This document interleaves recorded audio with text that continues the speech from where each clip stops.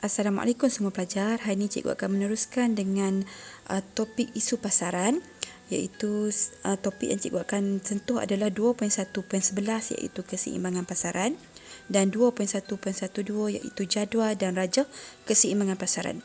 Sebelum ini kita dah belajar tentang hukum permintaan dan juga hukum penawaran. Okey, di bawah topik keseimbangan pasaran, isu pasaran ini ada 4 tau. Jadi cikgu akan sentuh 2 je hari ini, iaitu keseimbangan pasaran dan jadual dan rajah keseimbangan pasaran. Kita lihat dulu topik yang pertama yang cikgu akan sentuh hari ini, iaitu 2.1.11 keseimbangan pasaran. Okey, untuk keseimbangan pasaran ini cikgu akan menerangkan tentang yang pertama, maksud pasaran, dan yang kedua, keseimbangan pasaran. Kita lihat dulu kepada subtopik yang pertama dalam keseimbangan pasaran, iaitu maksud pasaran. Pasaran bermaksud penjual dan pembeli berinteraksi untuk menjalankan urus niaga secara langsung atau tidak langsung pada satu tingkat harga tertentu dalam tempoh tertentu. Okey, bila berlaku kata pasaran, pasaran ini adalah di mana berlakunya urus niaga. Dia boleh berlaku secara langsung atau tidak langsung. Secara langsung bermaksud dia bertemu secara bersemuka. Tidak langsung dia tidak bertemu tetapi berlaku urus niaga di situ.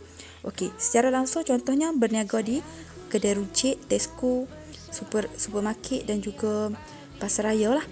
Okey, bagi yang tidak langsung adalah melalui e-dagang, itu elektronik, perdagangan elektronik, contohnya atas talian. Contohnya Facebook, IG, Shopee, Lazada dan sebagainya lah yang berkaitan dengan penjualan secara online. Kita lihat kepada subtopik yang kedua, iaitu keseimbangan pasaran. Keseimbangan pasaran ini boleh berlaku disebabkan oleh beberapa perkara. Yang pertama, kuantiti diminta sama dengan kuantiti tawar. Maksudnya nilai dia sama, kuantiti itu, unitnya sama. Yang kedua, kelok permintaan bersilang dengan kelok penawaran. Dia akan bersilang, dia akan bertemu. Dan yang terakhir, tingkat harga dengan kuantiti dalam pasaran itu diminta dengan ditawar itu sama. Harga dan kuantiti itu sama. Itu yang dimaksudkan dengan keseimbangan pasaran. Okey, kelas kita dah habis untuk subtopik 2.1.11 iaitu keseimbangan pasaran. Sekarang kita masuk pula kepada 2.1.12 iaitu jadual dan rajah keseimbangan pasaran. Okey, untuk jadual dan rajah keseimbangan pasaran ini kita dapat gunakan dua kaedah. Macam mana nak tentukan keseimbangan? Kita boleh guna dua kaedah, iaitu kaedah jadual ataupun kaedah rajah. Okey, untuk topik ini kita lihat dulu kaedah yang pertama, iaitu kaedah jadual. Keseimbangan dapat ditentukan melalui jadual yang kita lukis ataupun jadual yang kita bina. Macam mana nak bina jadual? Kita perlu tengok pada soalan, situasi soalan. Okey, dia mesti ada 3 row lah. Yang pertama harga, yang kedua kuantiti diminta, yang ketiga kuantiti ditawar. Okey, melalui jadual kita dah dapat nampak lah nilai yang mana, kuantiti yang mana yang menunjukkan persamaan. Okey, kamu tengok jadual. Melalui jadual kita nampak pada harga RM30 iaitu kuantiti diminta 9, kuantiti ditawar pun 9. Okey, dalam kaedah jadual ini bila kita dah siap buat jadual, kita dapat nampak dia punya persamaan, nilai persamaan, kuantiti persamaan. Selepas kita dapat nampak itu, kita kena buat rumusan ataupun penerangan. Okey, dalam penerangan ini kamu kena ceritakanlah berapa kuantiti harga yang menunjukkan persamaan ataupun keseimbangan. Yang kedua, kamu kena cerita berapa harga yang menunjukkan keseimbangan. Dan yang ketiga, kamu kena cerita keseimbangan apa yang berlaku dalam jadual. Okey, selalunya keseimbangan yang berlaku dalam jadual adalah kuantiti permintaan sama dengan kuantiti penawaran, iaitu pada kuantiti berapa. Kena nyatakanlah. Okey, seterusnya kita lihat pula kepada kaedah yang kedua dalam menentukan jadual dan rajah keseimbangan pasaran. Nak tentukan keseimbangan tu kita boleh tengok kaedah rajah. Okey, kaedah rajah ni kamu lain tak bukan, kamu kena bina kelok dulu. Bina kedua-dua kelok di atas satu kertas graf, iaitu kelok penawaran, kelok permintaan. Jadi bila kita dah bina kelok itu, kita akan nampak satu titik yang bersilang. Itulah yang menunjukkan titik keseimbangan yang kita namakan titik E. Okey, dalam kaedah rajah ini juga kita kena buat rumusan macam kaedah jadual. Okey, rumusan atau penerangan ini, rajah ni sama macam kelok benda yang sama.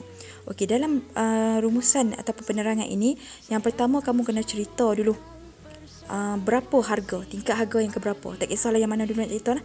Yang pertama kena cerita di mana yang menunjukkan harga keseimbangan antara penawaran dengan permintaan pada tingkat harga berapa. Yang kedua, kuantiti berapa yang menunjukkan keseimbangan yang sama. Keseimbangan ni maksudnya sama lah. Dan yang ketiga, kamu kena cerita, kamu kena buat ayat kelok permintaan pasaran bersilang dengan kelok penawaran pasaran pada titik E. Maksudnya kena ada perkataan bersilang. Berbeza dengan jadual tadi, dia kata kuantiti permintaan sama dengan kuantiti tawarkan. Tapi kalau rajah ataupun graf ini ataupun kelok ini, kamu kena kata kelok ini bersilang. Itu beza dia. Yang lain semua sama. Baiklah kelas, untuk memudahkan kamu, cikgu ada buat persamaan kat sini. Kamu tengok gambar. Okey. Kalau jadual, kalau untuk bab 2.1.12 ni, kalau jadual, yang pertama kamu kena lukis jadual. Kena ada 3 row lah. Harga, kuantiti diminta, kuantiti ditawar. Okey.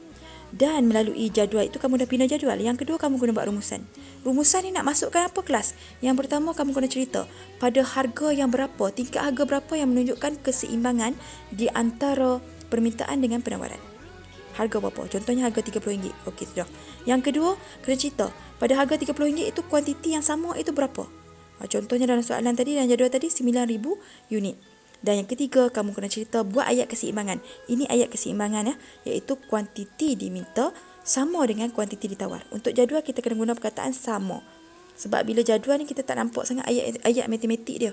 Okey. Dan untuk rajah pula kelas, kamu kena buat yang pertama, kamu kena cerita harga keseimbangan sama juga. Sama macam jadual tadi, kuantiti pun sama macam jadual tadi. Cuma yang bezanya adalah huraian keseimbangan kamu kena cerita kelok. Kena buat perkataan kelok. Kelok permintaan bersilang dengan kelok penawaran pada titik E. Itu saja perbezaan dia. Saya harap kamu faham. Kesimpulannya hari ini kelas, kamu telah mempelajari 3 perkara ataupun 3 item lah daripada 2 topik ini. Yang pertama, kamu belajar tentang maksud pasaran, iaitu dia berlaku urus niaga langsung atau tidak langsung. Kena fahamlah langsung tu apa, tidak langsung tu apa. Yang kedua, kamu dah lihat dari segi keseimbangan. Kalau jadual, macam mana cara hurai dia? Kuantiti diminta sama dengan kuantiti ditawar. Kalau rajah, macam mana hurai dia? Kelok permintaan bersilang dengan kelok penawaran. Dan juga kamu dah belajar macam mana nak buat jadual dan rajah. Okey, kalau jadual dia kena ada jadual itu sendiri, dia kena ada rumusan. Rumusan kuantiti, harga dengan ayat tadi, DD sama dengan SS. Okey, kalau rajah pula, kelok pula atau rajah dengan kelok sama. DD itu bersilang. Harga dengan kuantiti sama macam jadual tadi. Itu saja untuk hari ini. Sekian, terima kasih. Kalau ada soalan boleh tanya saya.